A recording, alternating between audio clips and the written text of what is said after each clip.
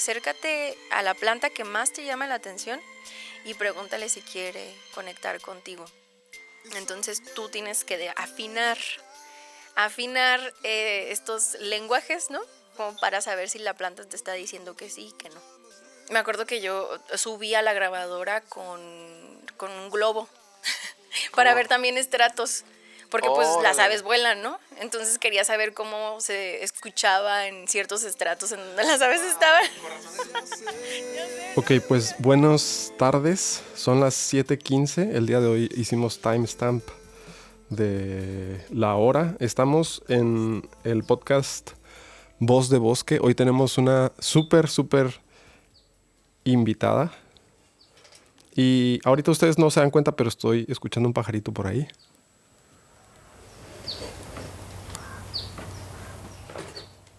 Sí, ahí está. Y bueno, este pajarito ahorita va a hablar. Está el pajarito que está cantando ahí en el fondo. Y tenemos una invitada muy especial, que me complazco en llamarle amiga y que cada vez nos vamos conociendo más y colaborando. Y es un gusto realmente encontrar como gente, creo que con esta aura súper bonita y también con pasión, que eso es, creo que eso es muy necesario, ¿no? Como encontrarnos a gente que nos, de alguna manera nos impregna esa pasión. Entonces hoy les quiero presentar a Zaira. Voy a dejar que te presentes ahorita, Zaira. A Zaira yo la conocí por acá, por este lado de Tecate, pegado a la montaña. Estamos en Baja California, para quien nos escuche de fuera. Y la conocí a través del mundo de las aves. Entonces vamos a darle la bienvenida a Zaira para que se presente. Hola, Tonali. Nos están aplaudiendo las aves. Sí, están por ahí ya los pajaritos. Sí, ellos nos están escuchando ahorita. Qué gusto estar aquí contigo y qué bonita introducción. Muchas gracias. También Gracias. es mutuo esta como energía, ¿no? Que nos unió en amistad alrededor de las aves. Pues sí, como dices, las aves nos unió de una manera totalmente causal, ¿no? Uh-huh. Sí. Bien extraño, pero muy bonito. Yo me dedico, yo soy Zaira Peña, Uh-huh. soy de Tecate, pero hace mucho tiempo que yo no estaba en Tecate. Okay. Y me fui a vivir fuera y así, apenas un año y contando que regreso. Y encontrarme gente como tú, pues me ha ayudado mucho a estabilizarme de nuevo en mi casa, ¿no? Ok. Pues muchas gracias. Sí. Muchas gracias. Yo creo que es mutuo. Fíjate que es curioso porque creo que me habías mencionado que tú eres de aquí de Tecate, pero resueno con esta parte de que te encuentras con gente que te estabiliza, ¿no? O sea, que te pone los pies un poquito en la tierra, ¿no? Y bueno, nada más así como contexto previo. Yo fui al Festival de las Aves en San Quintín, que fue en diciembre, creo que diciembre del 2025. Lo hacen, no sé qué número van ya del festival. No sé. Y ahí ahí conocí, a los chicos de Pau. Pau, creo que Ensenada, que es el programa de aves urbanos, urbano, ahorita nos platicas. Y ellos me hablaron de ti. Y me dijeron que estaba una chica ahí en Tecate. Entonces fue más o menos esa forma en que nos conocimos. Ahorita, si gustas platicarnos del Pau. Sí, justo, mira, Pau Ensenada fue quien nos unió porque ellos también me platicaron de ti. Ok. El Pau es un programa de aves urbanas. Y agregando a este contexto, yo di una presentación en Tijuana, como no recuerdo, no sé si en marzo o en abril. Y los chicos del programa de aves urbanas de Ensenada fueron y me platicaron de ti. Okay. Y me contaron, ¿no? De un chico que estaba armando un café dedicado a las aves en Tecate. Y como yo soy de Tecate, dijeron, pues obviamente lo conoces, ¿no? Y yo, no lo conozco. Pero justo yo quería armar mi equipo aquí en Tecate para el programa de aves urbanas de Tecate. Entonces, me acuerdo que te busqué en Instagram. Y sí te encontré. Estabas, creo que arrancando con el café, ¿no? Valle Lechuza. Sí, ajá. Y Entonces dije, pues bueno, vamos a ver si le interesan las aves. A ver si es cierto que le interesan las aves. A ver qué tanto. Y me animé. Tú fuiste, por así decir, el primer miembro, además de yo, en el programa de Aves Urbanas. Sí. Sí, de hecho, fíjate que es curioso porque creo que muchos, a lo mejor, de los que nos gustan las aves, ¿no? Hemos empezado por alguna razón, ¿no? En mi caso fue porque había demasiados pájaros aquí. Y dije... Es que no sé si Tonali les ha contado dónde vive, pero vive en las faldas del Cerro Cuchumá, una montaña sagrada aquí e icónica en Tecate. Y está afortunadamente todavía un poquito alejado de toda la mancha urbana. Entonces es un ecosistema diferente a lo que vivimos en medio del rancho Tecate. Sí, de hecho mira, esta es la primera entrevista que hacemos en exterior. Mira. Y la quise hacer contigo en exterior. Quería que nos fuéramos allá como a donde hay más arbolitos y todo esto, pero hay como normalmente un poquito más tráfico, más ruido por ahí de los perros y los animales, ¿no? Entonces la quise hacer aquí afuera, ¿sabes por qué? Porque dije, a Zaira le va a gustar estar a lo mejor en exterior, aunque nos van a comer los mosquitos. Los mosquitos. Ya nos están comiendo. Pero sí, precisamente por el amor a las aves, ¿no? Y fíjate que ahorita que estaba haciendo como el setup aquí, había un montón de ruido y yo, ¡ay, no puede ser!, ¿no? Todo estaba sonando, ¿no? Entonces fue curioso porque dije, qué importante es el silencio, también obviamente el ruido, cómo nos afecta, ¿no? ¿Qué es a ti o qué te lleva al PAU como tal? ¿Qué es lo que te llama la atención como para formar parte del PAU? O cuéntanos en sí qué es el PAU a nivel nacional. Mira, voy a dar un poco de contexto de cómo llegué a las aves, ¿no? Porque creo que desde el día 1 tiene que ver con el PAU, ¿no? Entonces, yo estudié ciencias ambientales en Ensenada. Me fui, no sé, como a los 17, 18 años. Entonces, en la búsqueda de qué era lo que quería en la línea de investigación, porque ciencias ambientales es como todo, y te dan, la carrera te dan una probadita de todo, y sientes que no aterrizas en nada, ¿no? Entonces, cuando sales, como que estás buscando, a ver, ¿y ahora qué, no? Entonces me acuerdo que yo conocí a un chico que se llama Ernesto Salmerón, que es miembro del PAU Ensenada. Y este muchacho es un pro con aves y tenía una colección de plumas y tenía un pato de mascota. Oh, wow. Y se presentó un stand informativo en una casa abierta cuando estábamos ahí en la licenciatura. Entonces me impresionó mucho, obviamente me llamó mucho la atención. Me gustaban las aves, pero así como me gustan las flores, así como me gustan los árboles y todos los animales del mundo, ¿no? Pero llamó mucho mi atención, ¿no? Como las formas de las aves, la manera en la que él explicaba. Hablaba de una actividad que se vuelve como un hobby, una pasión, ¿no? Que ahora lo siento como un superpoder, ¿no? Poder identificar lo que estás viendo, interpretar el comportamiento de las aves. Entonces él ejemplificaba con su pato, no me acuerdo cómo se llamaba su pato. Entonces yo estaba buscando un tema para mi tesis de investigación y uno de mis lugares favoritos en Ensenada es la lagunita del Ciprés, es un estero, ahí ya ahorita en medio de la mancha urbana, que justo es una zona en donde llegan muchas aves migratorias. Entonces a mí me quedaba muy cerca de mi casa, iba a pasar el rato, veía, pero no sabía nada de aves, yo solo veía un paisaje muy bonito. Entonces me acerqué con el Neto y le digo, oye, enséñame a observar aves, ¿no? Porque la verdad no sé, no tengo binoculares ni nada. Y me dice, sí, vamos a la lagunita y vemos qué onda. Entonces me acuerdo que él llevó un telescopio y unos binoculares.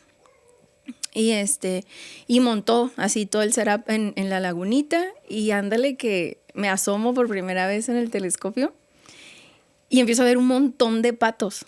Y yo así como en el primer segundo vi todos iguales, ¿no? Muchos patos.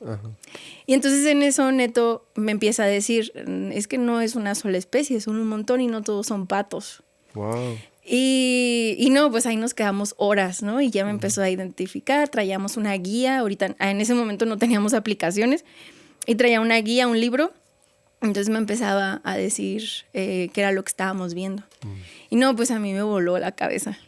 Y esa fue la única vez que yo salí a pajarear con el Neto. Y me acuerdo perfectamente que me dijo, si te gusta, no lo dejes. O sea, es algo que tienes que ir desarrollando, es una habilidad. Y yo, ok. Entonces, hice mi intento de tesis. Intento de tesis porque ningún investigador en Ensenada estaba trabajando con aves en ese momento. Estaba Gorgonio Ruiz, me parece que se llama. Él trabajó con aves, pero en ese momento no, él trabajaba con peces. Okay. Y Melin del CICESE también trabajaba con aves, pero en ese momento creo que estaba en sabático. Y nadie trabajaba con aves. Pero pues yo aferrada, entonces dije, no, yo quiero saber, justo alrededor de la lagunita, antes era un humedal y se fue reduciendo por la mancha urbana. ¿Está por qué zona para los que...?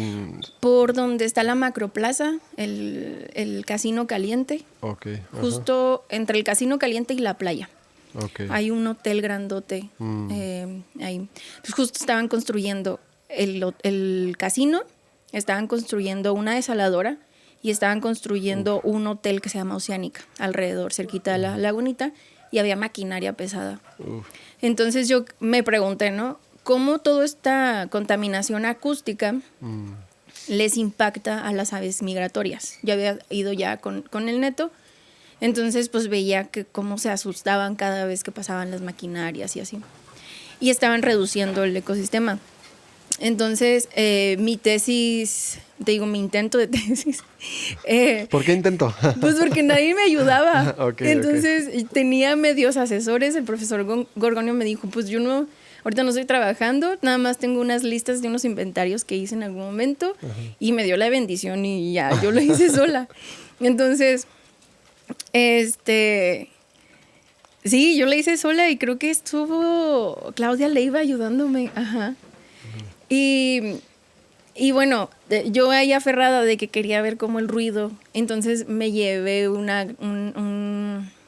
aparato que veía los decibeles. Ajá, un decibelímetro. Ándale, un ¿qué? Decibelímetro. Eso.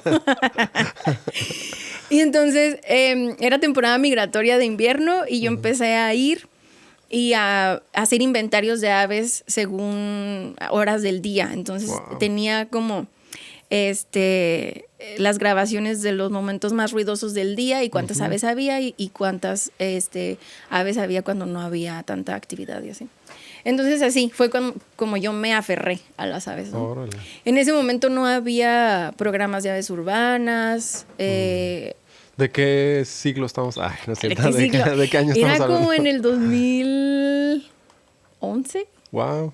10, 11, creo. ¿En serio no había como Pau entonces? En Ensenada no. Había un club de observación de aves que se llamaba Correcaminos. No sé si todavía esté activo. Okay. Pero yo luego ya salgo de la universidad, me fue pues bien en la tesis, ¿no? Pues porque nadie había hecho nada de eso. O sea que fuiste pionera en esa temática, al menos ahí en la uni. Ajá, y podríamos decirlo que sí, porque nadie había hecho esa relación con sonidos, ¿no? Wow. Con ruido. Ajá, la mayoría de las cosas que se hacían eran inventarios en diferentes ecosistemas. Órale, qué padre. Me acuerdo que yo subí a la grabadora con un globo para ver también estratos. Porque pues las aves vuelan, ¿no? Entonces quería saber cómo se escuchaba en ciertos estratos en donde las aves estaban. Con razón eres mi amiga. No sé, ¿no? Mira, tenemos más cosas en común.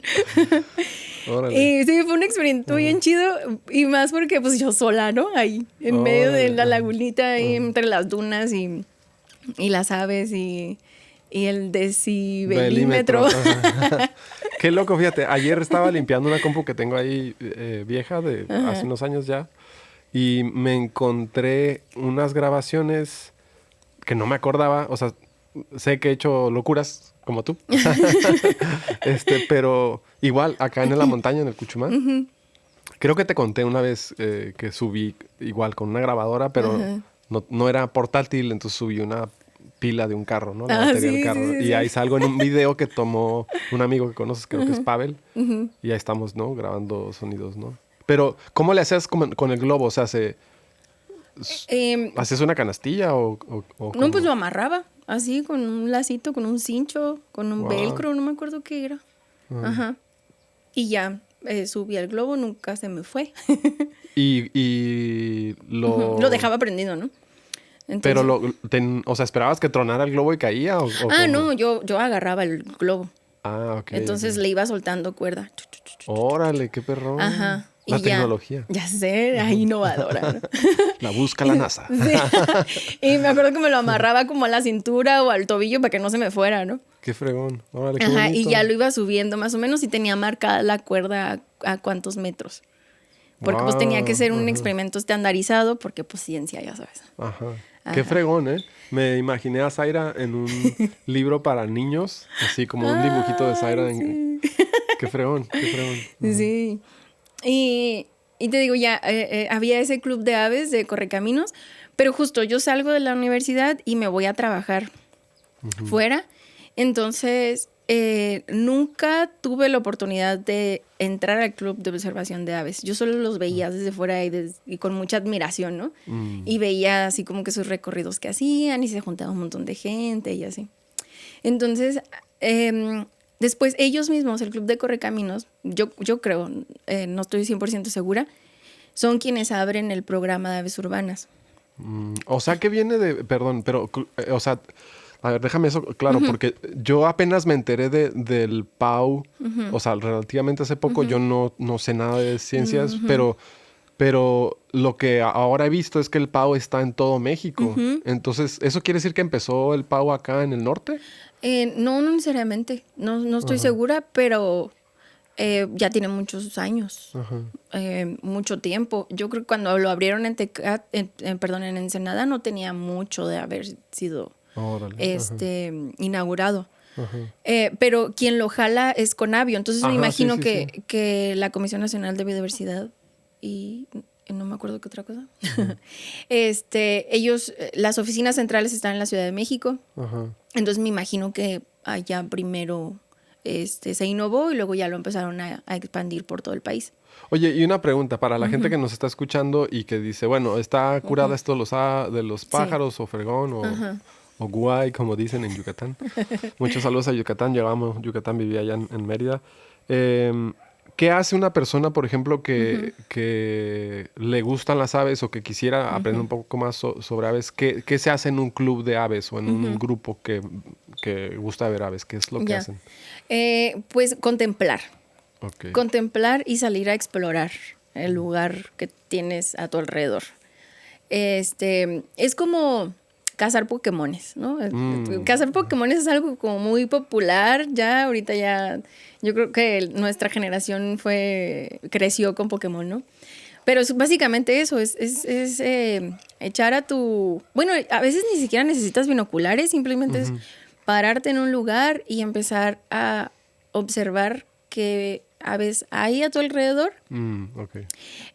Obviamente el hobby se vuelve más complicado porque al principio nada más es pura contemplación, es ver las diferencias, te das cuenta que todas las aves no son iguales, o sea, hay de diferentes tamaños, de colores, hacen sonidos diferentes, tienen comportamientos distintos.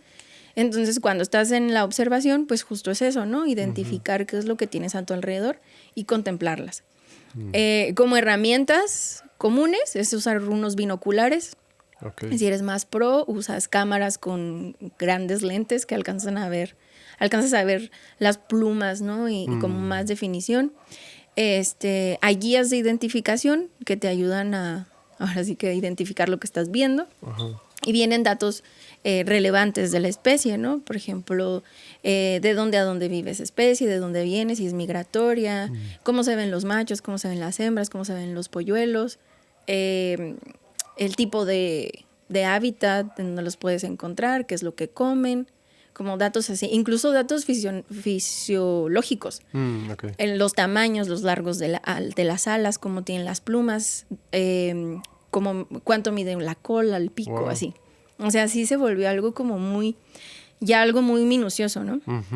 Y algo muy importante de las aves es que las aves están en todas partes todas partes. O sea, puedes encontrar en los Andes, ¿no? Cóndores, así en lugares súper inhóspitos. En el desierto de Atacama también puedes tener mucha suerte y encontrar aves. En los polos, por ejemplo, Polo Sur, puedes encontrar pingüinos. En las playas, cerca de los volcanes, no dentro del volcán, ¿verdad? Pero sí. O sea, puedes encontrarlos en todos los ecosistemas del mundo. Entonces, gracias a eso, es que se les dice que son bioindicadores, ¿no? Te indican de cómo está el ecosistema, la calidad del ecosistema incluso, ¿no? Entonces, siento que las aves son uno de los mejores bioindicadores porque los puedes encontrar en todas partes. Fíjate que ahora que dices bioindicadores, yo no conocía el término. De hecho, creo que me lo acabas así súper de refrescar, ¿no? Pero vamos a hablar ahorita de el BioBlitz. Vamos a ir hacia allá, hacia el BioBlitz, para los que están escuchándonos, que saben que es un BioBlitz. Ahorita les vamos a platicar. Y para los que no, les voy a contar que hay más Pokémones. Sí. Esa es la buena noticia, que no es nada más una especie o de un tipo. Ahorita que estamos hablando de animales, les voy a decir con todo el respeto así bichos rápido, ¿no? O sea, cuando tenemos más bichos, ¿no? Y hablas de la palabra bioindicador, ¿no? Fíjate que ahora creo que fue que estábamos haciendo el BioBlitz, ¿no? Y que empezamos a buscar así como pues más animalitos, más bichos, ¿no? Insectos, de todo. Y encontré por ahí algo que hablaba de que cuando aparecían las... ¿cómo se llaman estas que hacen así? ¿Las abejas? No, es la peor forma de explicarlo. No, es la libélula. La libélula. Estaba pensando. Y decía eso, que cuando aparecen las libélulas, quiere decir eso, ¿no? O sea, que son como bioindicador. Un indicador de calidad, de buena calidad, ¿no? Ajá, y se me hizo guau, o sea, qué perrón, ¿no? Sí, porque el bioindicador no necesariamente tiene que ser bueno, ¿no? También te dice lo malo. También te dice que estás en un lugar muy contaminado o un lugar muy urbanizado o así. Fíjate que ahora que, bueno, vamos a ir brincando poquito a poquito a esto del BioBlitz. Me invitaste recientemente a un BioBlitz aquí chiquito en el Parque El Profesor. Es un mundo que yo no conozco así para nada, ¿no? Es maravilloso. Ahí, después de hacer estos BioBlitz, dije, me equivoqué de carrera, ¿no? Pero justo que estábamos tomándole fotos a diferentes cosas, entre las piedras había unas manchas que se llaman el famosísimo líquen, ¿no? Yo había escuchado a la primera persona que escuché como decirme sobre el líquen, creo que fue al biólogo Enrique Ceballos, que trabaja en Rancho La Puerta, y después a Jorge Aramburu, que es un amigo mío que también es como científico. Y ya después con más detenimiento, ¿no? O sea, fue como que, a ver, ChatGPT, dime qué es esta cosa, ¿no? Y fue como igual, un bioindicador, ¿no? Me encantó y me súper llamó la atención y te lo agradezco porque creo que personas con esa pasión que tú demuestras, ¿no? Nos acercan a la maravillosidad de la vida, ¿no? Y fue como ver estas manchas de diferentes colores que yo crecí viéndolas aquí en la montaña, pero igual decía que es un bioindicador de la calidad del aire y se me hizo, así literal me explotó la cabeza, ¿no? Como, wow, o sea, qué fregón, ¿no? Ahora sí, cuéntanos un poquito qué son estos famosas, no sé si son reuniones, porque también veo que las hacen, de BioBlitz. ¿Qué es un BioBlitz? Ya. Ok.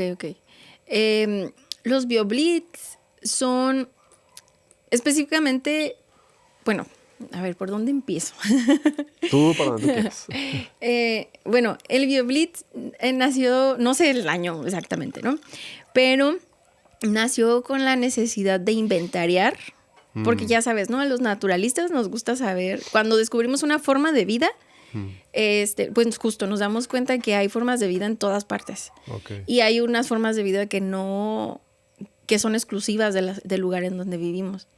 Y si tú desmontas el terreno, quemas o impactas de cierta manera, pues se puede perder para siempre. Yo soy uno de ellos, por favor, no le hagan más acá a este lado, por favor. Sí, ándale.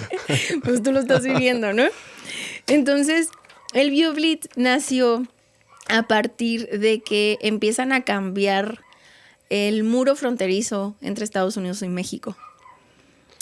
ya ves que, o sea, por mucho tiempo, o sea, la frontera siempre ha estado, ¿no? Ajá.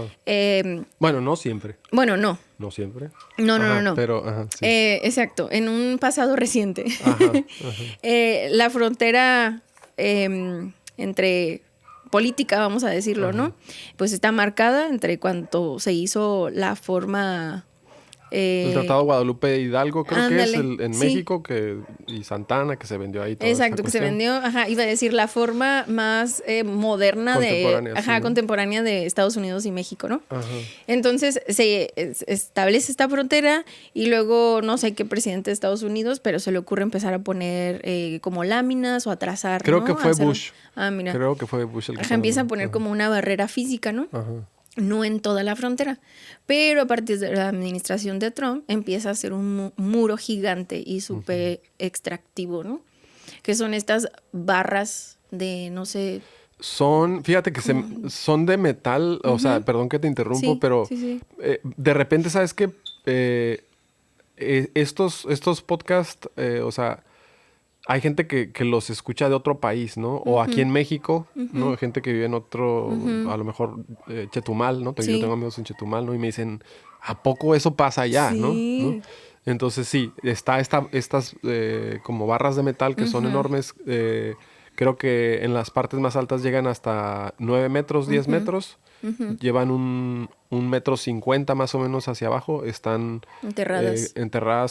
sobre un cimiento Sí. de concreto, ¿no? Y no nada más son los barandales, al final de la barra tienen una placa de metal como en diagonal y luego encima de la placa de metal tienen una alambre, ¿no? Alambre con púas, o sea, imagínenselo. No sé si ya han visto o han venido a Tecate, Tijuana, hasta al lado de la frontera, pero se ven súper imponentes.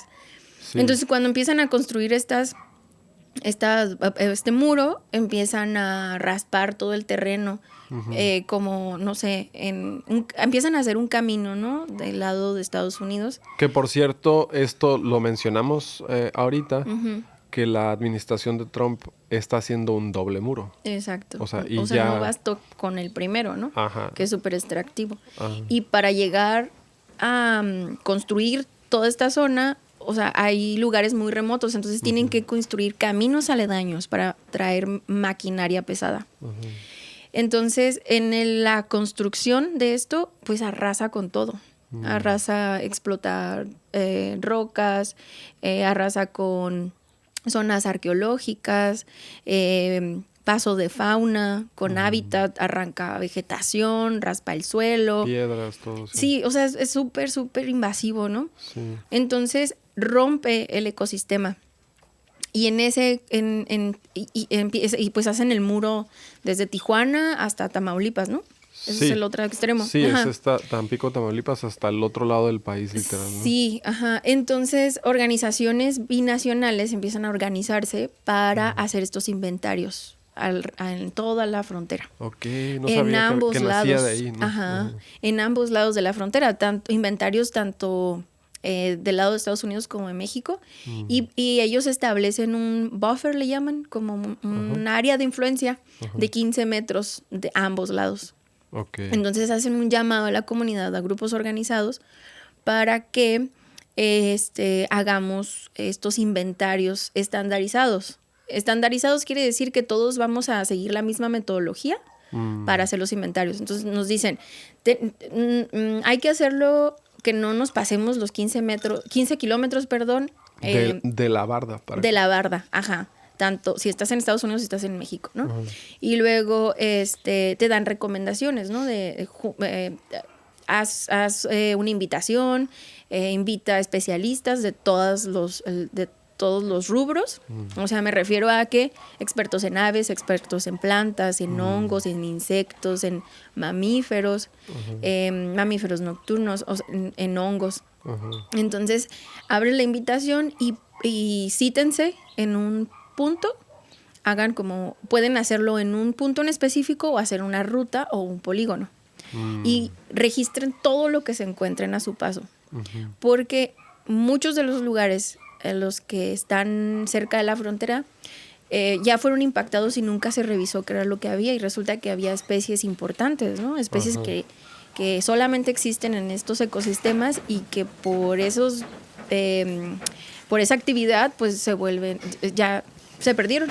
Okay. O impactas directamente a las poblaciones, ¿no?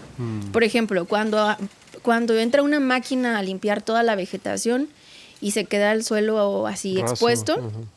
lo primero que llegan son pastos exóticos. Entonces le ganan terreno, pastos o hierbas exóticas, le ganan el terreno a especies nativas que son más lentas de colonizar, ¿no? Ajá. Entonces empiezas a modificar el ecosistema por completo. O, por ejemplo, en las aves. Sí, sabemos que la mayoría de las aves vuelan, pero, por ejemplo, aquí en Tecate tenemos los correcaminos, Sí. que vuelan distancias cortas, ¿no? Y son especies de interior. Eso quiere decir que les gustan las zonas donde hay muchos arbustos o mucha vegetación. Las codornices también. Las codornices también. Entonces, si pones si barres toda la vegetación y expones, entonces rompes con su ecosistema, ¿no? Le estás limitando. Entonces abres caminos por aquí y por acá y se crean islas bien pequeñas en donde la especie está expuesta, llega un incendio y acaba con el nido, con los huevos y pues, o con la alimentación y así. O, por ejemplo, algo que me hace horrible es los pasos de fauna, de mamíferos más grandes. Por ejemplo, los venados. Ajá. Ellos tienen rangos de distribución entre los dos países. Entonces, si pones estos muros en donde no pueden atravesarlos, se rompe la población y probablemente unos se queden de este lado, otros se queden allá. Y empiezan a reproducirse entre familiares, o sea, empieza la monogamia. Entonces, cuando hay monogamia, el ADN se empieza a debilitar, son más expuestos a enfermedades y puede colapsar. Y no nada más estás presionando por la fragmentación del hábitat, sino que también hay carreteras alrededor que promueven que sean atropellados, hay sequías, pues por el mismo cambio climático. Sí, entonces la barrera lo único que hace pues es interrumpe el paso natural, ¿no? O el flujo natural de las formas de vida, porque no nada más lo podemos ver evidentemente en mamíferos o en ciertas aves, pero impacta seguramente hasta los hongos o los líquenes, porque incluso mientras está la construcción, pues hay demasiadas partículas de polvo en el ambiente. Entonces eso seguramente impacta de cierta manera a estas especies. Ahora, por ejemplo, que justo lo que mencionas, ¿no? Vinieron hace unos meses a hacer entrevista, ¿no? Y preguntaban que cuál era una de las problemáticas a nivel de impacto que se sentía más aquí con la construcción de la barda, ¿no? Porque literal la barda esta de la cual estamos hablando se ve como a 1 kilómetro, ¿no? Es casi 180 grados que cubre la barda de acá, ¿no? Y preguntaba él cuáles son los daños como más específicos que están sintiendo, ¿no? Esta montaña creo que tiene tal vez 1000 metros, no sabría estar como súper seguro, pero más o menos por ahí estamos, en Tecate estamos a 500 metros arriba del mar, sobre el nivel del mar, y probablemente están de 1200 metros, la montaña Cuchumá. Pero el detalle es que la barda va subiendo para quien pues no es de acá, ¿no? O nos está escuchando, y están cortando arriba, ¿no? Entonces están cortando, están dinamitando, y lo que pasa es que sí se viene el polo.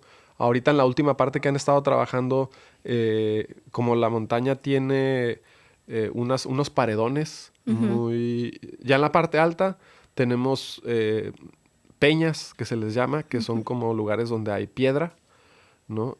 Paredones de piedra, y lo que están haciendo es rellenar, literal, con tierra, así, echar tierra, y pues sí se viene, ¿no? Entonces esto que dice con los hongos, pues sí cambia, ¿no? O sea, cambia todo el ecosistema, ¿no? Sí, entonces en esa intención, ¿no? De saber qué es lo que tenemos, porque una frase muy famosa, ¿no? De hay que conocer para proteger. Ajá. Entonces, pues, ¿cómo proteges? ¿Cómo demandamos que no se siga haciendo esta destrucción si no sabemos qué es lo que tenemos, ¿no? Sí. Y pues ya sabemos, bueno, lo estoy obviando, ¿no? Tal vez no, hay personas que no lo saben, pero hay especies que están registradas como en ciertas listas de importancia. Ajá. Por ejemplo, las especies que están en peligro de extinción. Mm. O hay otras que no tienen una categoría como tan grave, pero sí es como una preocupación o un riesgo o algo así. Entonces, es necesario hacer este inventario de todas las formas de vida porque hay algunas especies que están dentro de esas listas.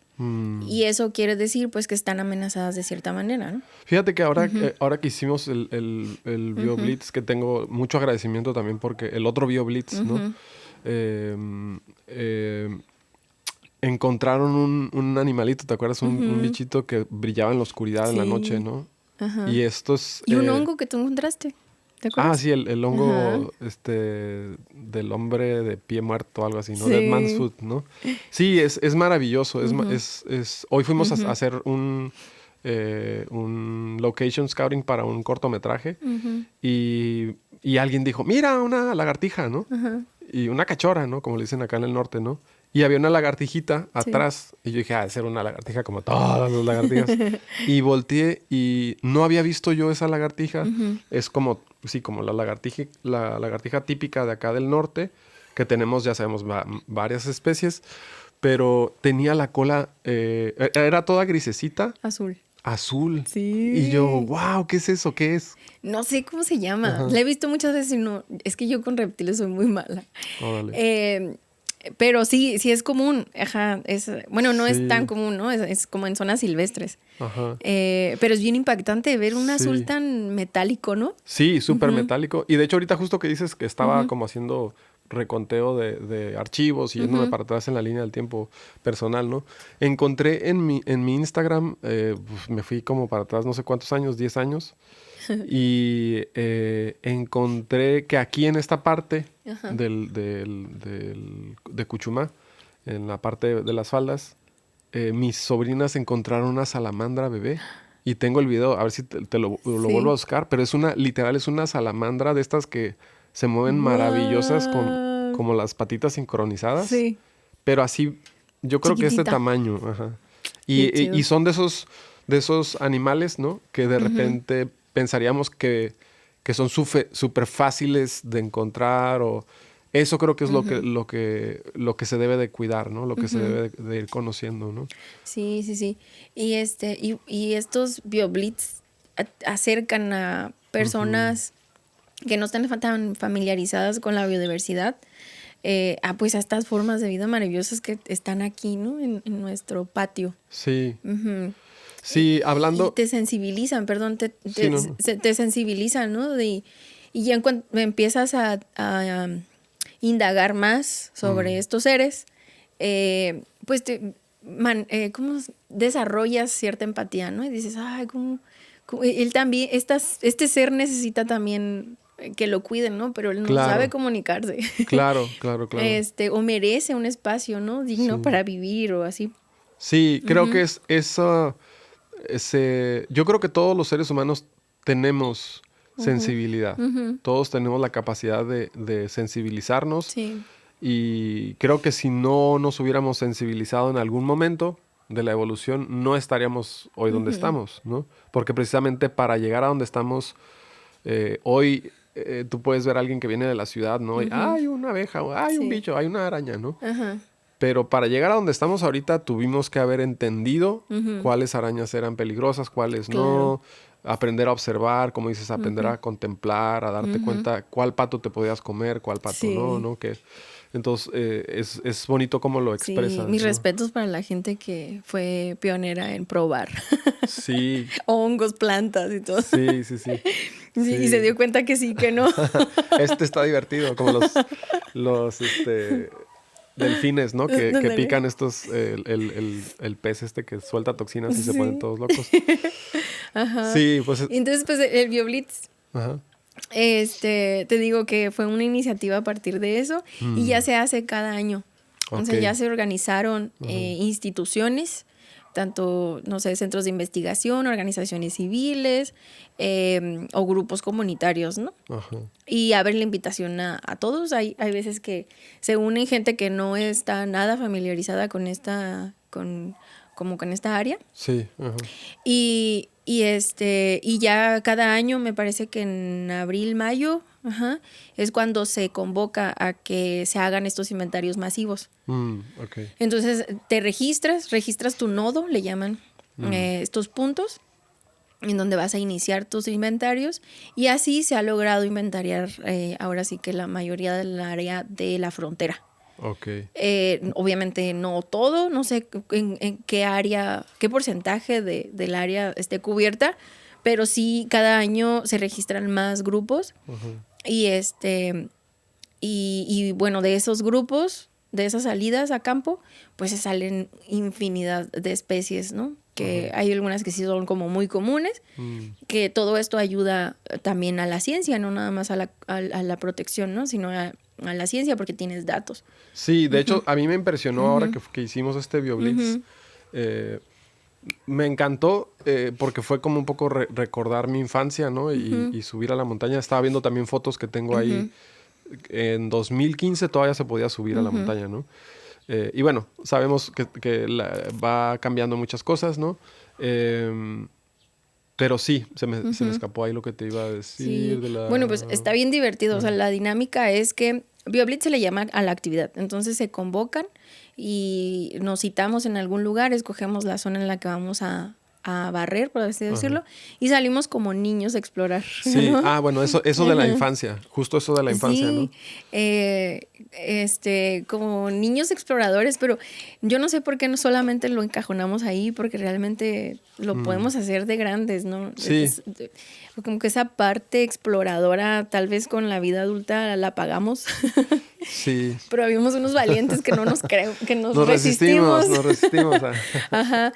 Entonces nos juntamos, vamos caminando. En el proceso vas observando, vas escuchando. Hay unas zonas en donde son súper llamativas porque hay muchas flores, hay agua. Sí. Diferentes estratos, o sea, hay como el nivel más bajo donde están las rocas. Hay gente que les gustan los insectos, entonces se la pasan tapando rocas a ver qué arañas se encuentran. Vas como desmenuzando, más bien observando detalladamente, ¿no? Las flores, qué ave pasa, qué árboles tienes. Y pues quieres explorar toda la zona, obviamente el tiempo se acaba. Hay a veces que son campamentos, BioBlitz, o días consecutivos para alcanzar a inventariar una zona más grande. Hay algunos algunos BioBlitz que se organizan entre muchas instituciones, se abren la convocatoria para mucha gente, llegan estudiantes, entonces se hace como una fiesta naturalista. Ajá. Y está bien bonito porque luego en ese proceso subimos la información a una aplicación, una app. Justo te iba a preguntar esta parte de los números. Sí. Me sorprendió a mí en la caminata, pues en el blitz que hicimos. En esta parte nada más aquí, que estamos hablando, tal vez caminamos o nos movimos en un perímetro tal vez de 10 kilómetros, no lo sé.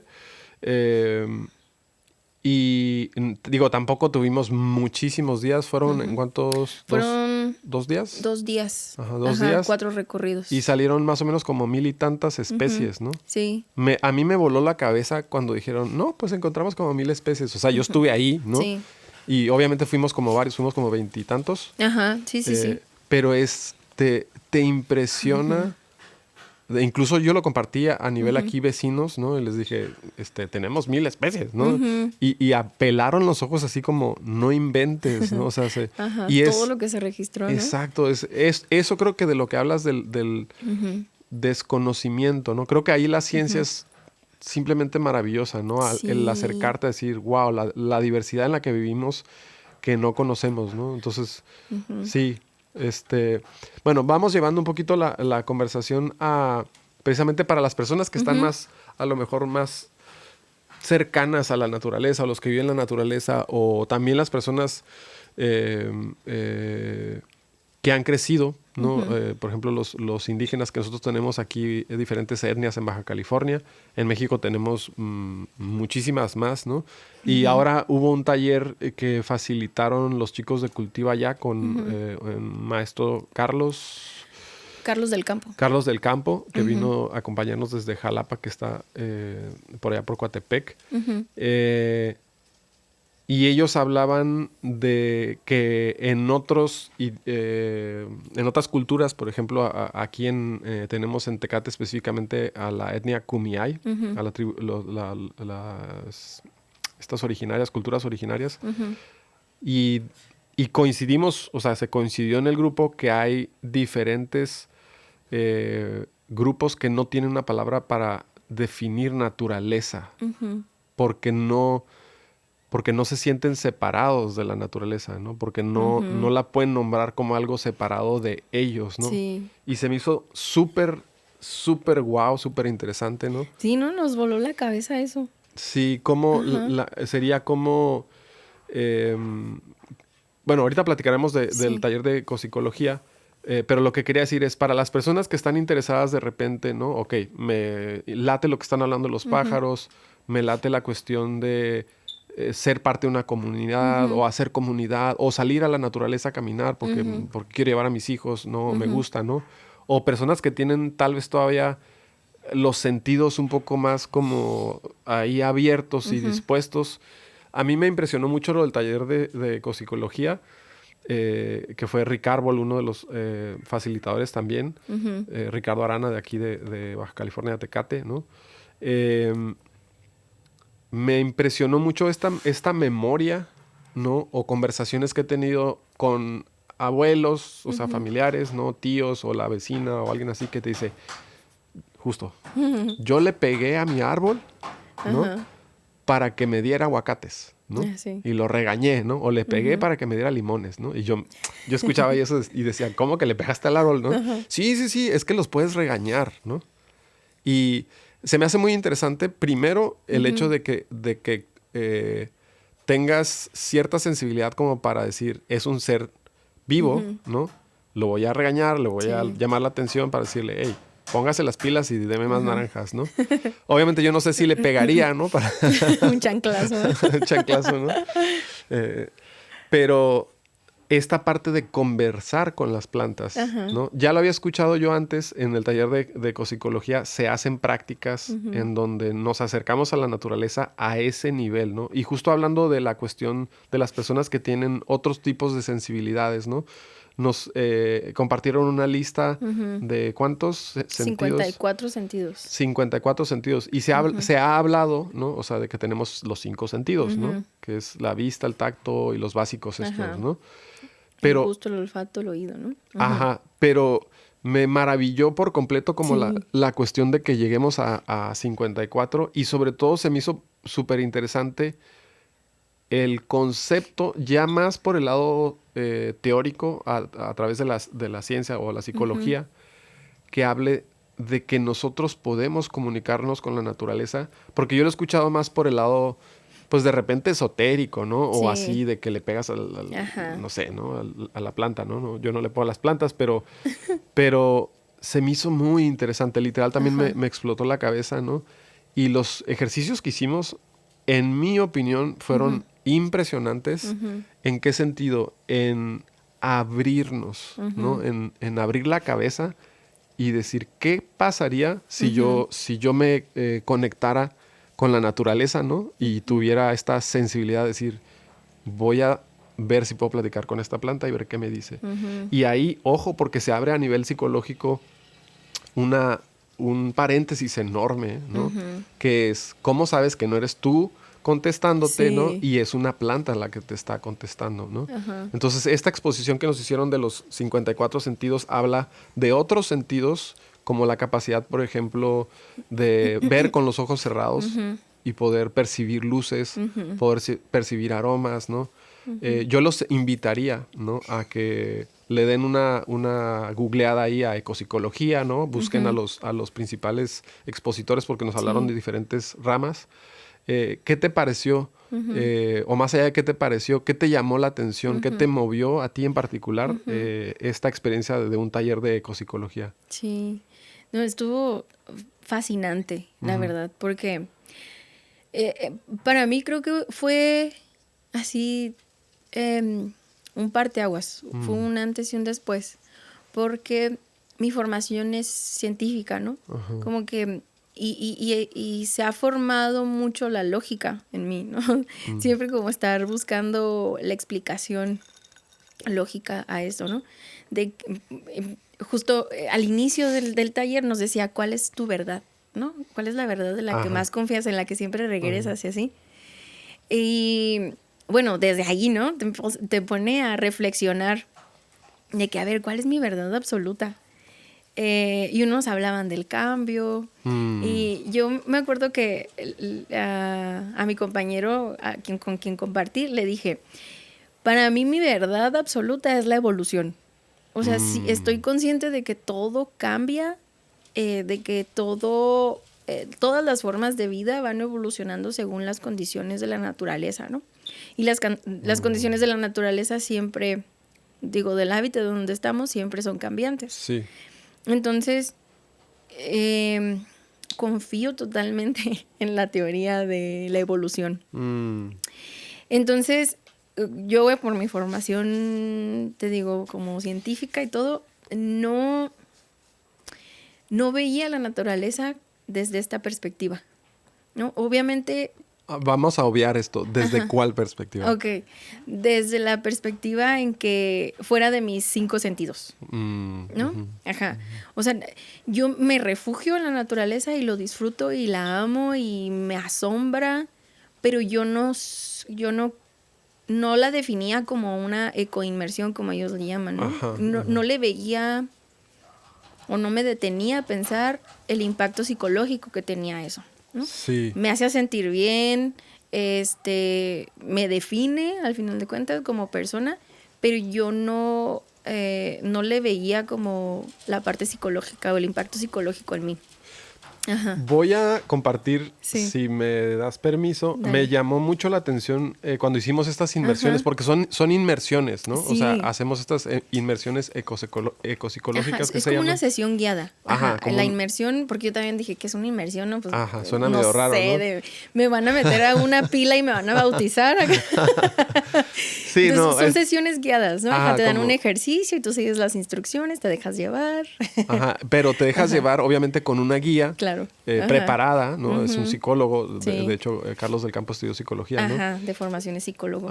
Y te va llevando a una experiencia que es conectar con la naturaleza. Exacto. Que es cuestionable la palabra conectar, porque si nosotros hablamos de conectar con la naturaleza, estamos asumiendo que estamos desconectados, ¿no? Y justo lo que decías hace rato, ¿no? Que para algunas etnias o culturas, nunca están desconectados. Sí, o sea, somos parte de... De tal manera que ni siquiera tienen una palabra que defina la naturaleza, porque al final de cuentas está dentro de ellos, ¿no? Que eso es súper... ¡Ay, coyotes! ¡Guau! Tenemos ruido de fondo. Sí. Ahí están los coyotes. A ver, vamos a escucharlos.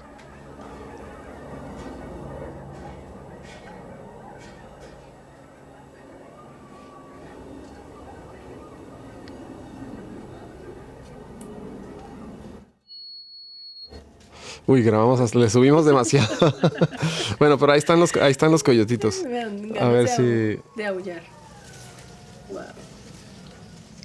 Sí, pues eso es lo que se está impactando precisamente con la... Y me llena un poco de emoción ahorita, porque creo que es la primera persona que me toca estar aquí afuera como escuchándolo, ¿no? Pero eso es lo que se está impactando de alguna manera con lo de esta evolución, ¿no?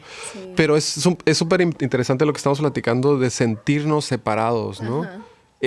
Creo que parte de la problemática, entiendo en la evolución que en algún momento nos tuvimos que cuidar unos de otros, porque es un hecho que existe el gandallismo, ¿no? Que existe la necesidad, ¿no?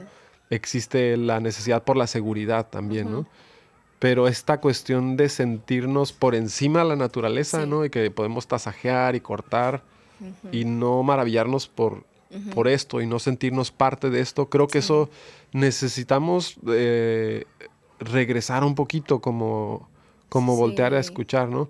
Y bueno, lo que quería compartir es algo que me maravilló que dijiste, que era que cómo le hacías para saber, porque en la inmersión nos decían, busca una plantita, ¿sí? Que sientas que te dice que sí, Yo quiero platicar contigo, yo quiero conectar contigo, ¿no? Y tú platicabas algo muy interesante a la hora de compartir. ¿Cómo le haces para sentir que sí y no? Y aquí ya no estamos hablando nada más de naturaleza, estamos hablando de esta parte intuitiva, ¿no? Más psicológica, ¿no? ¿Cuántas veces hemos sentido que sí, pero no, Sí, ¿no? no. O al revés, ¿no? Sí. Que es no, pero ahí estamos con que sí, ¿no? Entonces, es eso del ejercicio ecopsicológico, ¿no? De desarrollar esa habilidad de Sí, abrirte. definitivamente es una habilidad. Sí. Ajá, porque te digo, en esta formación, ¿no? Yo siempre, yo no me siento una persona como tan esotérica, tan espiritual, ¿no? Yo lo veo con mi abuela, con mi mamá, que son como muy, tienen la intuición bien afinada, ¿no? Y Pásenos el tip. ya sé, ajá. Vamos a invitar a tu mamá. Sí, y tienen estos sentidos. Una vez, no sé cuándo, yo leí un libro de las como percepciones extrasensoriales. Entonces yo, a partir de esa lectura, yo ahora defino todas esas como extrasensoriales. No sé, no me pregunten por qué. Que, nada más para los que nos están escuchando, esas percepciones que llamas extrasensoriales, Sí. dentro de la lista de los sentidos, en el taller de ecopsicología, vienen muchas. Esos sentidos. Sí, que básicamente pues son aquellos que no, o sea, que tú los sientes, los percibes, pero que no están definidos como estos 5 sentidos, ¿no? Básicamente. Entonces, yo cuando nos hicieron este ejercicio de acércate a la planta que más te llama la atención y pregúntale si quiere conectar contigo. Entonces tú tienes que afinar estos lenguajes, ¿no? Como para saber si la planta te está diciendo que sí y que no. A mí me hace mucho sentido ahora porque, hay evidencia científica de cómo las plantas, en específico las plantas, tienen cierta relación con sus dueños, ¿no? Por ejemplo, hay un artículo muy interesante de cómo el nivel de la energía de la planta cambia o fluctúa según las vivencias de su dueño. Entonces hubo un experimento, le pusieron sensores, monitoreaban también a la persona, entonces si tenía un mal día, si se golpeaba, si se enojaba o estaba relajado, todo, la energía de la planta fluctuaba. Entonces, pues seguramente ya han escuchado de que la gente le habla bonito, que las regaña, que no sé qué tanto, ¿no? Y también hay personas muy esotéricas que me han dicho, si andas muy estresado o algo así, llena tu casa de plantas o así, ¿no? Entonces, digo, se me hace... Ahora siento que sí, ¿no? Y aparte, pues no sabemos cómo es que se comunican las plantas, ¿no? Hay un estudio también, ahorita que lo dices, que me estoy tratando de acordar, que hablaba de que las plantas se comunican en otro espectro de frecuencia. Cuando hablamos de espectro de frecuencia, yo estudio ingeniería en sonido, entonces para mí la frecuencia es como pan de todos los días, ¿no? Pero nosotros como seres humanos escuchamos en un rango de frecuencia que es de los 20 Hz hasta los 20,000, ¿no? Hay algo que se llama el espectro electromagnético, que es este gran campo energético donde vivimos, si habláramos de la ciencia, ¿no? Y arriba de 20,000 Hz, que es cuando ya no podemos escuchar, que empiezan a escuchar los perros, los delfines, los murciélagos, todos estos rangos que van más para arriba, dicen que las plantas, este estudio decía que las plantas se comunican en esos rangos. Mira. Y que cuando hay, por ejemplo, sequía, ellos hacen como clics, ¿no? Como clic, clic, clic, clic, clic. Pero nosotros, curiosamente, ya no podemos escuchar ahí. Se usaron micrófonos especiales para hacer estas mediciones, ¿no? Sí, Entonces, y aparte tienen toxinas, feromonas, están conectados con micorrizas en el suelo.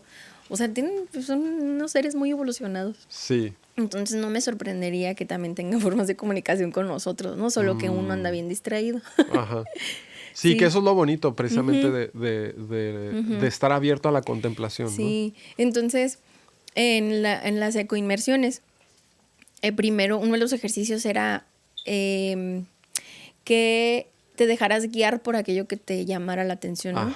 Entonces yo lo sentía como una danza, ¿no? Como que llegué a un punto, llegamos a un punto, pedíamos permiso a la naturaleza para estar. Eso se me hace muy noble. Ajá. Perdón que te interrumpo. ¿Y hubo un comentario que hizo Conejo? Ajá. Creo que es uno de nuestros compañeros. Liebre. Liebre, Ajá. que se me hizo súper interesante. Sí. Que él hablaba de... ¿cómo dijo? Yo dije consenso. Ah, sí. Y él dijo otra palabra, que era... o sea, pedir permiso, pero además que te dijeran que sí, ¿no? Sí, no me acuerdo, pero era una palabra muy similar a consenso. Ajá. No me acuerdo. Pasión. No, también era con... No me acuerdo. Consentir. Consentir. Consentir. Ajá, consentir. Ajá, porque el guía nos invitaba a conspirar con la planta, ¿no? Ajá. O sea, decía, pregúntale literalmente, ¿quieres conspirar conmigo? Ajá. Entonces, la palabra conspiración como que nos connotaba algo negativo, ¿no? Entonces, las propuestas eran de consentir o consensar, ¿no? Ajá. Consensuar, algo así. Uh-huh. Entonces, cuando llegábamos a un espacio, pedíamos permiso para estar y como sacar la banderita del vengo en son de paz, no te voy a hacer nada. No te voy a hacer lechuga, sí. No, ensalada. Entonces, era danzar con los objetos, bueno, los seres que te llamaran la atención. Entonces, yo me acuerdo que yo llegué, mi prima me llamó la atención una piedra y luego después de la piedra se movieron unas flores, volteé hacia las flores. Llegó una abeja, me atrajo la abeja, luego miré una sombra en el piso y era un cuervo. El cuervo me hizo que volteara hacia la montaña del Cuchumá. Luego saltó un saltamontes y ya se posó así enfrente de mí. Entonces, en esta danza de estar captando la atención o dejar que te llamara la atención más bien estos seres, pues era pues conectar, estar presente, ¿no? Dejar el ruido mental, dejar todas las preocupaciones y todo el contexto que cada uno traía y estar presente en donde estábamos, ¿no? Y se me hace algo como muy primitivo, ¿no? Como de los primeros seres humanos, ¿no? Que eran nómadas así, que se comunicaban a partir de rasgos en la naturaleza, ¿no? Observaban migraciones, observaban comportamientos, patrones en la naturaleza o formas, ¿no? Seguían los cauces del río o, no sé, la floración o las distribuciones de ciertas especies. Entonces, pues sí, era regresar a ese sentido como primitivo, que lo olvidamos pues en nuestra vida cotidiana, ¿no? Que estamos inmersos en ser adultos funcionales. Le llamamos funcionales. Sí, ándale, exacto, entre muchas comillas, porque a veces no somos tan funcionales. Sí. Pero bueno, después de eso ya era como entablar una conversación, ¿no? Recibir un mensaje, tratar de conversar casi, ¿no? Con la planta, específicamente con una planta. Sí. Y el guía nos decía que que buscáramos si la planta nos aceptaba o no, o nos rechazaba, y que el rechazo no era algo negativo, simplemente pues teníamos que aceptarlo y buscar. Tal vez no era el momento en el que la planta quisiera consentir con nosotros, ¿no? Y justo los que llegamos a vivir un rechazo no lo sentíamos como algo negativo, ¿no? Yo sí.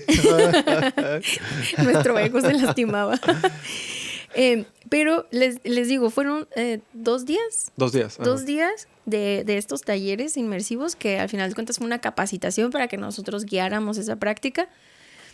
Y para mí hubo un antes y un después. El primer día yo siempre esperaba una respuesta lógica. Me acuerdo que la primera planta que me acerqué, la planta se movía en forma de péndulo. Yo cuando llegué le pregunté que si quería consentir conmigo y se movía en forma de péndulo, como cuando hacemos el movimiento no con la cabeza. Okay. Entonces yo, mi lógica, dije, pues me está diciendo que no. Mira, sí. Sí. Y me acuerdo que yo esperé así a ver qué mensaje. Yo estaba negada a ver, ¿no? Wow. Al final de cuentas me quedé con la planta y me sentí súper cómoda. En el segundo día conecté con un árbol, porque yo sentí que era un ser femenino, ¿no? Entonces hubo muchos mensajes muy bonitos que estaban justo en la lista de los 54 sentidos, ¿no? Que no es una respuesta lógica ni una plática lógica como la que estamos teniendo ahorita, sino había señales que me hacían sentir bien. Entonces yo lo sentí como que era una conversación. Yo me sentí como muy abrazada por el árbol. Tenía un aroma, tenía flores rosas y tenían un aroma súper dulce.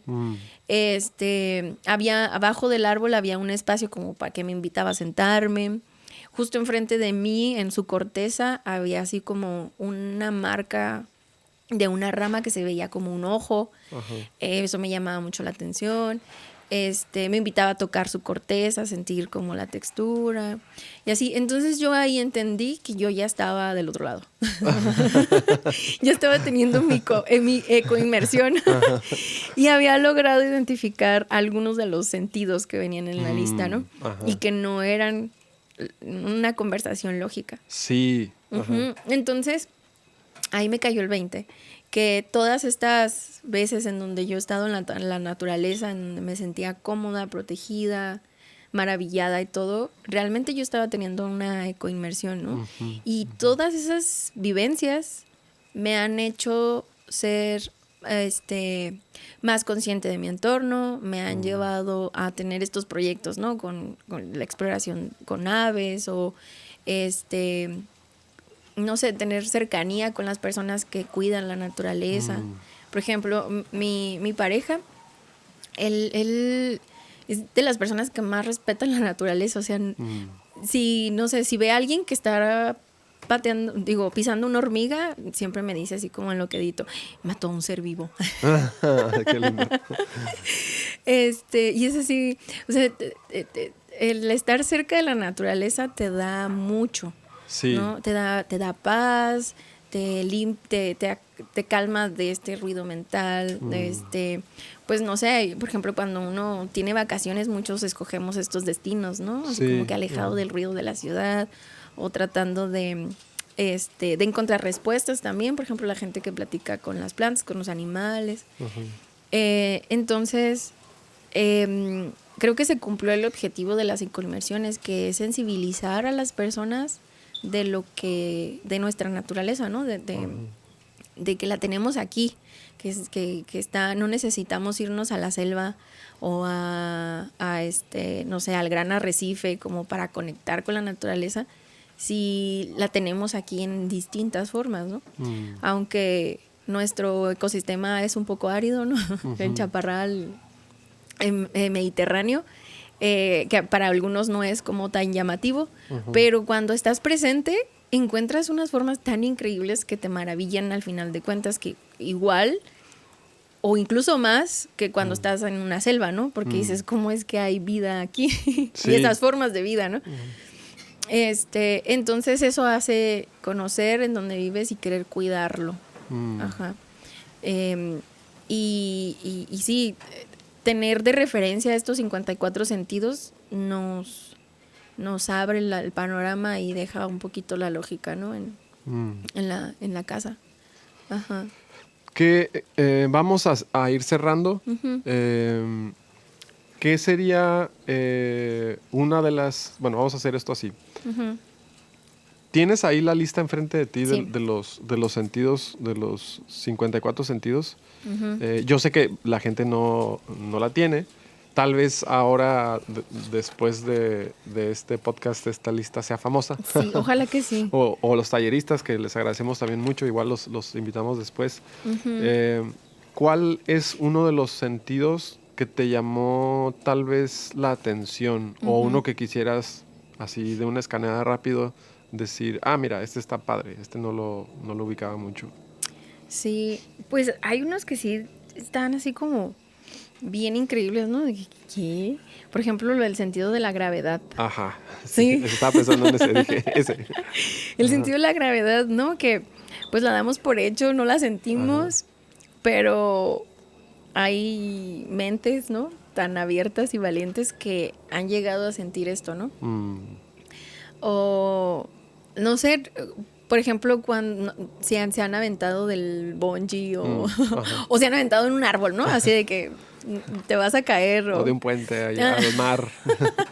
Ándale, así, cuando das un salto, ¿no? Y sientes que la gravedad te jala, ¿no? Y lo vemos como algo súper obvio, pero también hay rotación y así, ¿no? Sí. Entonces, digo, qué increíble estar consciente de eso, pero también no sé si lo aguantaría. Entonces, sentido de la gravedad. ¿Qué otro sentido? Em, a ver. Que se llama sentido de Coriolis, que es la conciencia de los efectos de la rotación de la Tierra. Mira. Yo creo que Ajá. ese lo siente uno. Yo lo siento cuando me subo a estos juegos que doy vueltas y digo, ay, por Dios. Sí, ándale, sí, cuando estás en la feria, ¿no? Ajá.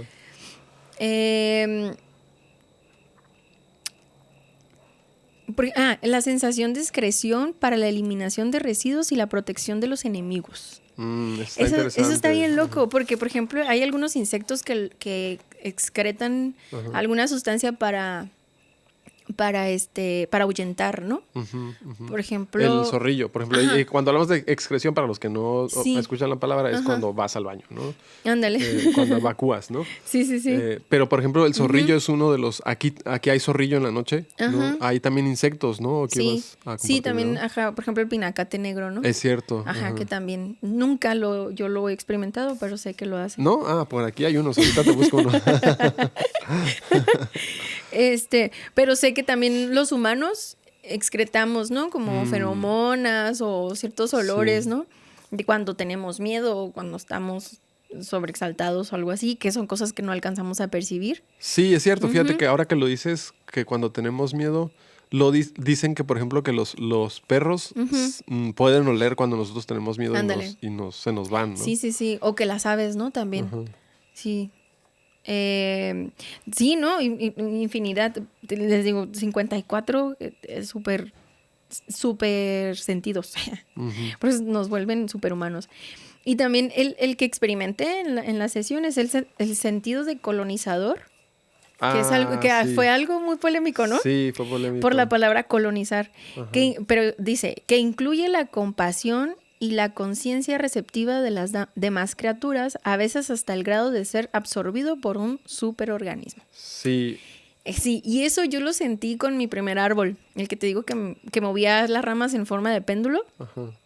Yo, porque estaba como en una cuevita, entonces yo me metí ahí en la cuevita y yo sentía como de que me metía en el árbol, ¿no? Y eso se me hace increíble. Yo siempre he dicho, ojalá que hubiera la opción de que cuando muramos nos vuelvan composta.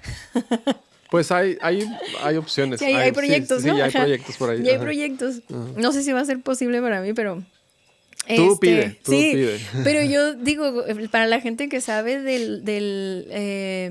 las micorrizas, ¿no? Que es un superorganismo en el suelo que está conectado con bacterias, microbios, raíces y todo. Sí. Digo, volverte micorrizas es algo maravilloso, increíble, ¿no? Porque regresas a la naturaleza en todo el esplendor y te vuelves parte del ciclo de la vida, como en el Rey León.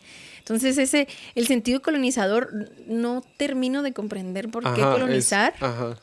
Porque el colonizar pues también tiene como una connotación negativa que estás...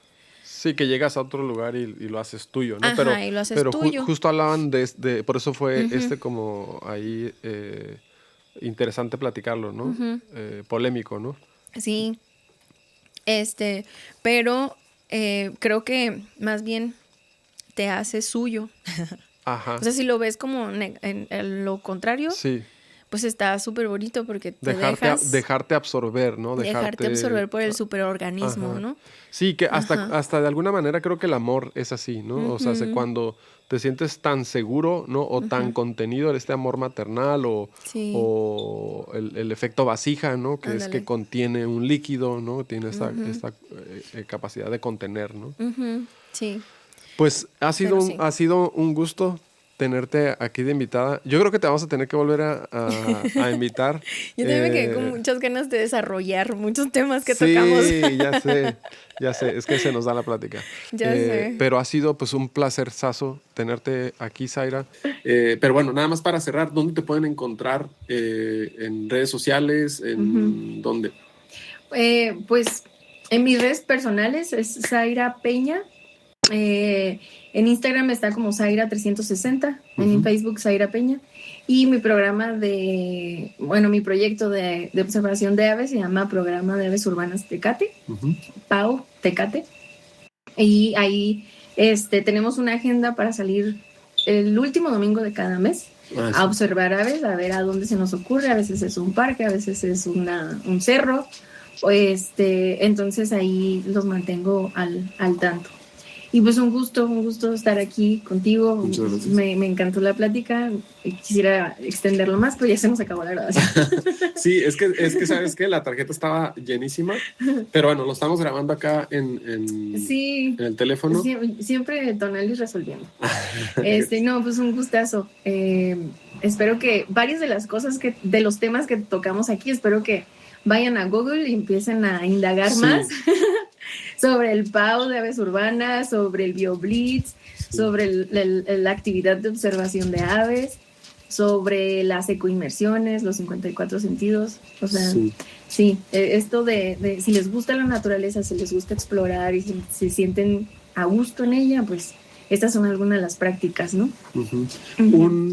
Si quisieras cerrar, ¿qué mensaje le dejarías a alguien que tal vez se siente un poco como insegura de salir a conectar de repente, ¿no? Que está muy metido en su celular, en su casa, encerrado, ¿no? Hablando un poco también de lo que es, pues sí, la importancia de ser parte de una comunidad, ¿no? De salir de la burbuja, ¿no? ¿Qué recomendarías? Pues para empezar, que se lo pongan como una meta, o sea, intencional, ¿no? Pónganse una alarma primero para salir y desconectarse, bloqueen un ratito el celular y pónganse una alarma para salir a cualquier lugar con una planta, y solo contemplen, ¿no? Váyanse a un parque, o si tienen jardín, ahí a su jardín, si hay un camellón cerca, váyanse. Quítense la idea de que qué van a decir las otras personas. Y respalden también los proyectos comunitarios que hay localmente. Por ejemplo, yo trabajo en Fundación La Puerta, hay muchos proyectos comunitarios con diferentes temáticas, todo alrededor a partir de la educación ambiental, de la naturaleza y del bienestar. Entonces pueden googlear ahí o buscar en Facebook Fundación La Puerta. Y luego de ahí empieza una red, ¿no? Ya el algoritmo se empieza a modificar y empiezas a conocer gente, entonces déjense llevar, traten de estar presentes. Si se les hace muy complicado, si tienen déficit de atención o algo así, pónganse una alarma, así de que este día, el lunes, el sábado en la mañana voy a salir al parque y voy a obligar a quedarme 15 minutos observando, ¿no? Y entonces eso los va a empezar a maravillar. Y pues consuman este tipo de proyectos, ¿no? O sea, vayan al programa de aves urbanas, no sé, a las clases de meditación con Tonali, a las clases de huerto de cultiva allá, a las ecoinmersiones que ellos promueven, las clases de yoga al aire libre, todo este tipo de cosas, ¿no? Que nos acerca un poquito más a la naturaleza. Pues muchísimas gracias, Zaira, nuevamente, y pues nada, los dejamos por aquí con este episodio 10 de Voz de Bosque y nos vemos por ahí pronto. Saludos. Adiós.